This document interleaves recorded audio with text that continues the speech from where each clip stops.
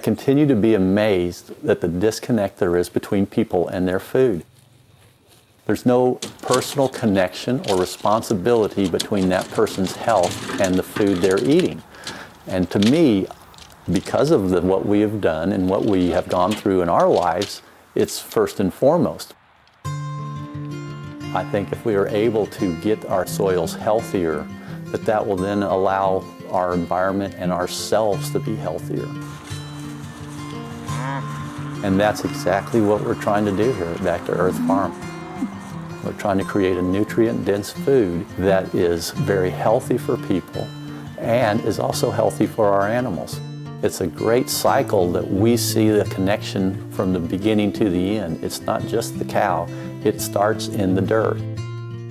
It's almost, are we grass farmers more than we're beef farmers? What I call this is managed grazing. In the 15 minutes to 30 minutes to an hour that it takes me to move fences, I get to see every one of my cows. They will walk right by me going to the next paddock. They have different personalities. We have a spokes cow who likes to tell me exactly when it's time to move. We are trying to bring that sense of community back today, and we're not the only ones doing this. The table is really, to me, the foundation, and it's the heartbeat of a home. It's a place that people gather, relationships are built. That's what we wanted to see brought into a community.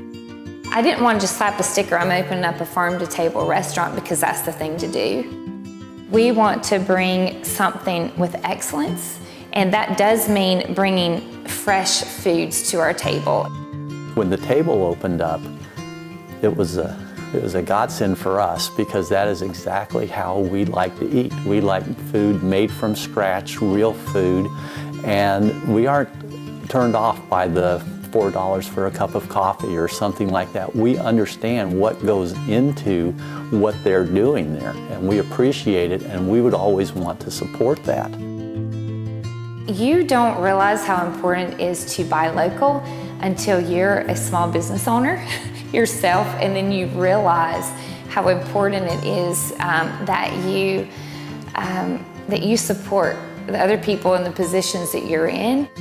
The restaurant world was all new to me. I had never even waitressed or waited on tables, nothing. But my heart was for community and for relationship. And so when we opened the doors, it was overwhelming. And honestly, for 3 years, we had been in survival mode just to figure out what we were doing.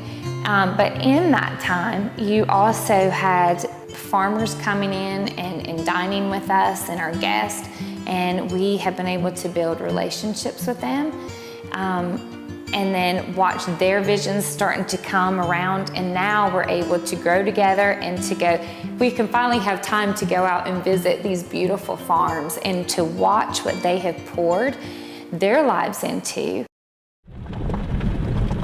We get energized by having people who aren't familiar with what we're doing, who have become disconnected from the land, to actually get out here and help us, get their hands dirty, help us move the cows, help us with the chickens.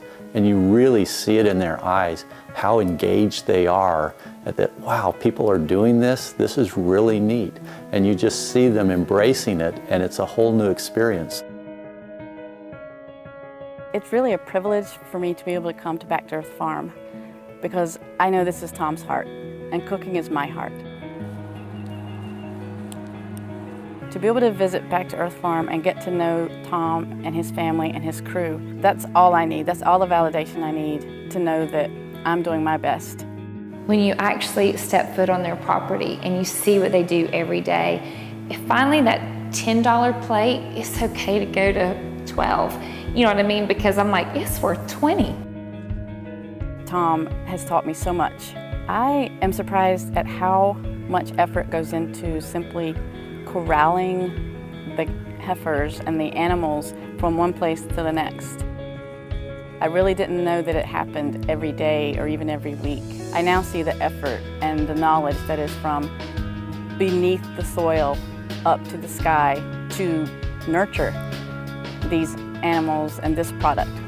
As a chef, I am passionate about working with ingredient and technique. I want to do as little as possible to the product because I like to respect it. I don't want to cover anything up. I want to enhance the product, not hide it. I believe our tastes have been so skewed. We've been inundated with salt, sugar, artificial flavor. Going back and changing our palates so that when we are hungry, we will crave something with flavor and not something that's just sweet or salty. That's why I think this movement is important for everyone. You set that standard, and then I think people come and they appreciate it, and they did not realize what they were missing. It's just exciting to see that the community is going, you know what, I trust you, I want to try more. They appreciate what we do, and that our prices are going to be higher than the normal commodity beef because of all that we do to make our grass-finished beef as great a product as we possibly can.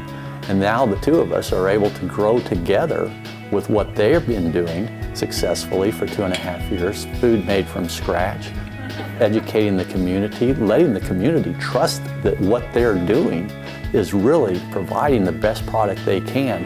And if they're buying from Back to Earth Farms must be doing it the right way. And that is just a great validation for what we're doing out here. There is so much to learn visiting a farm. It's not just about the end of the day product, it's about the process. I just encourage all of our guests that come through these doors to take time to follow and to visit these farms, to go to our local dairy that's been a family-owned business for years and years, and to support that and to keep it growing. And Tom and Janice, as they keep growing and plugging into what they love, because it's going to provide not only us incredible product, but it's helping our community grow in lots of ways, not just farm to table, but it's relationship.